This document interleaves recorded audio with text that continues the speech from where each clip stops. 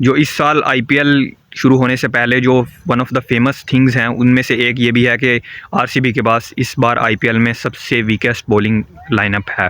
So hello friends, तो आज हम रॉयल चैलेंजर्स बेंगलोर के इस साल के आईपीएल स्क्वाड का थोड़ा सा रिव्यू करेंगे और क्या क्या उनके पॉसिबिलिटीज़ हो सकती हैं प्लेऑफ्स में क्वालिफाई करने की, उसके बारे में थोड़ा सा चर्चा करेंगे।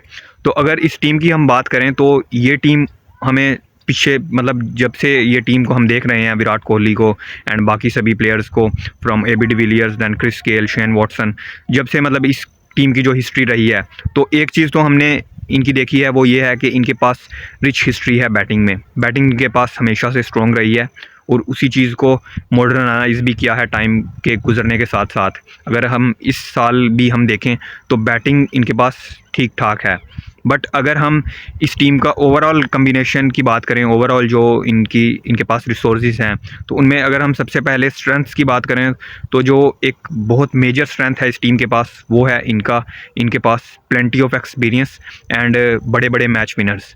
Virat Kohli, then Glenn Maxwell, Faf du Plessis, Cameron Green and even Dinesh Karthik. तो इस टीम के पास ये एक जो पॉजिटिव चीज़ है वो ये है, सबसे बड़ी पॉजिटिव चीज़ अगर हम बात करें। लेकिन अब अगर हम वहीं वीकनेसेस की बात करें तो weaknesses at the same point of time weaknesses भी इस टीम के पास कम नहीं है। सबसे पहली वीकनेस, सबसे बड़ी वीकनेस वो ये है कि इनके पास जो एक ओवरसीज़ कॉम्बिनेशन है ओवरसीज़ प्लेयर्स का, उनमें से आपके पास जो ऑलमोस्ट 3 जो स्पॉट्स हैं वो तो ऑलमोस्ट कंफर्म्ड हैं, क्योंकि Faf du Plessis captain of this team जो कि ऑब्वियसली खेलता हुए हमें नज़र आएंगे। दैन ग्लेन मैक्सवेल, वो भी ऑलमोस्ट कंफर्म समझो आप उनके स्पॉट को। दैन कैमरन ग्रीन को अगर मुंबई इंडियंस की तरफ से ट्रेड की सूरत में आपने लिया है तो उनका भी खेलना कंफर्म है। बट मुझे लगता है कि कैमरन ग्रीन की इस टीम में इतनी ज़्यादा ज़रूरत नहीं थी, उनको ओवर रेट किया गया इस टीम में और उनकी शायद इतनी ज़रूरत नहीं थी जिस तरह से उनको लिया गया है मुंबई इंडियंस से। सो एनीवे उनको भी हम देखेंगे खेलता हुआ। दैन अगर उनके बाद हम फोर्थ प्लेयर की बात करें तो बॉलिंग में वहाँ पर हो सकता है कोई रीस टॉपली भी हो सकते हैं। दैन उनके बाद टॉम करन का तो शायद हम ना देखें उनको, बट स्पेशलिस्ट बॉलर अगर हम दूसरे देखें तो लॉकी फर्गूसन हैं, अल्जारी जोसेफ हैं। तो मोस्ट प्रोबेबली अल्जारी जोसेफ भी होंगे वहाँ पर, क्योंकि उन पर बहुत ज़्यादा खर्च किया है आरसीबी ने। तो जो मेन पॉइंट है बात करने का वो ये है कि इनके पास बहुत ज़्यादा चॉइसेस नहीं है ओवरसीज़ प्लेयर्स खिलाने की। एंड देन सेकेंड जो इनकी कमज़ोरी है वो है इंडियन प्लेयर्स का ना होना, बहुत ज़्यादा इंडियन प्लेयर्स का ना होना, क्योंकि ये टीम है जो वो इन ओवरसीज़ प्लेयर्स पर बहुत ज़्यादा रिलाई करती है। अगर हम इनको निकाल दें, Glenn Maxwell, Faf du Plessis और कैमरन ग्रीन को इस टीम के बैटिंग ऑर्डर से, तो आपके पास कौन बचते हैं इंडियन बैटर्स? विराट कोहली के अलावा आपको इतना कोई जो जिससे आप बहुत ज़्यादा आप सेटिस्फाई हो सको, वो ऐसा नाम आपको नहीं मिलेगा इस बैटिंग लाइनअप में। एंड इवन बॉलिंग में भी जो स्पिन बॉलिंग डिपार्टमेंट है उसमें भी फ्लॉज हैं इनके पास। स्पिन बॉलर अगर मैं फ्रंट लाइन बात करूं तो करण शर्मा के अलावा मुझे कोई नज़र ही नहीं आ रहा इस बार, ना तो कोई इंडियन स्पिनर है एंड ना ही ओवरसीज़। तो ये इनको सबसे ज़्यादा हर्ट करेगी चीज़। और अगर हम यहाँ पर टीम कॉम्बिनेशन को लेकर प्लेइंग 11 की बात करें तो प्लेइंग 11 में भी इनको जो सबसे ज़्यादा परेशानी आएगी, 5 तक तो आपके पास ठीक है, आप नंबर 5 तक तो 3 ओवरसीज़ आप खिला रहे हो जो मैंने बात की, लेकिन उनके बाद किस तरह से मैनेज किया जाएगा, क्योंकि आपके पास स्पॉट एक ही बचता है जो ओवरसीज़ प्लेयर्स का है। तो आप उसमें से मोस्ट प्रोबेबली, जैसा कि मैंने बात की, लॉकी फर्गूसन या फिर अल्जारी जोसेफ होंगे।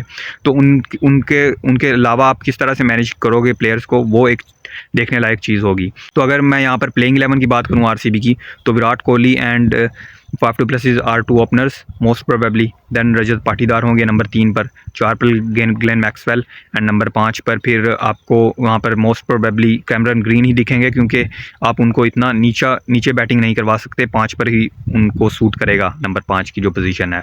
दैन नंबर 6 पर मुझे लगता है कि महिपाल लोमरोर होंगे एंड नंबर 7 पर दिनेश कार्तिक। तो यहाँ तक तो चीज़ें बहुत डन एंड डस्टेड नज़र आ रही हैं और बैटिंग एक more than a decent batting side नज़र आ रही है आपके पास। लेकिन अब जो 4 स्पॉट्स हैं पीछे, उनमें से आपको एटलीस्ट 1 स्पिनर भी खिलाना है और आपको फास्ट बॉलिंग भी आपको पूरा करना है, फास्ट बॉलिंग जो पैक है। तो नंबर 8 पर करण शर्मा होंगे, मुझे लगता है कि ओनली स्पिनर जो मुझे नज़र आ रहे हैं इस टीम में। एंड देन नंबर 9 पर मोहम्मद सिराज, 3 जो फास्ट बॉलर्स का स्पॉट है, अल्जारी जोसेफ एंड आकाशदीप।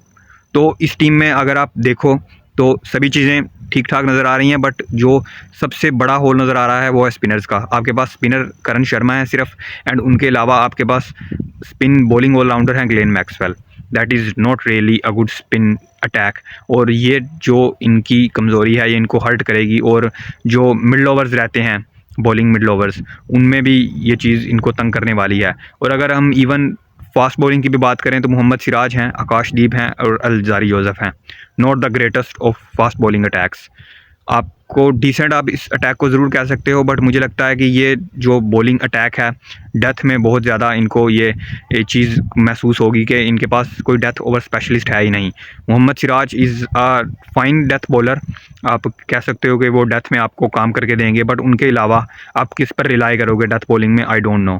अगर आप इवन लोकी फर्गूसन और अल्जारी जोसेफ को भी देखो तो they are similar kind of bowlers, जो कि ज़्यादातर जो हैं वो मिडल ओवर्स में बॉलिंग करना पसंद करते हैं, नॉट इवन पावर प्ले। और डेथ में भी आपको ठीक चलिए वो काम चला कर दे देंगे, बट आप गन बॉलर्स उनको नहीं कह सकते, डेथ बॉलर्स। दैन आकाशदीप, वो भी मोहम्मद सिराज की तरह जो है पावर प्ले में ज़्यादा बॉलिंग करते हैं, और डेथ में हमने उनकी परफॉर्मेंस इतनी बेहतरीन नहीं देखी। 2022 का जो आईपीएल था उसमें उन्होंने बहुत ज़्यादा स्ट्रगल किया था। एंड देन स्पिन में अगर मैं बात बार बार कर चुका हूँ कि स्पिन तो है ही बहुत ज़्यादा कमज़ोर। तो 11 तो मुझे ये नज़र आ रही है बेस्ट 11। और अगर हम यहाँ पर इम्पैक्ट प्लेयर की बात करें तो इम्पैक्ट प्लेयर में अब एक स्पिनर को ढूंढना चाहिए था इनको, बट स्पिनर मुझे तो इस टीम में नज़र नहीं आ रहा। तो अगर कोई इमर्जिंग हो तो इम्पैक्ट प्लेयर के तौर पर कोई इमर्जिंग स्पिनर को होना चाहिए, और अगर वो नहीं तो यश दयाल को होना चाहिए एज एन इम्पैक्ट प्लेयर। तो ये रही आरसीबी की टीम पूरी।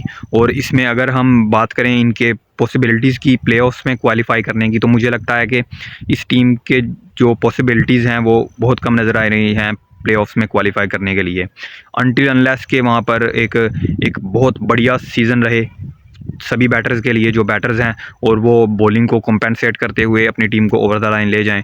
बट मुझे लगता है कि they are not eligible to qualify for the playoffs for this season.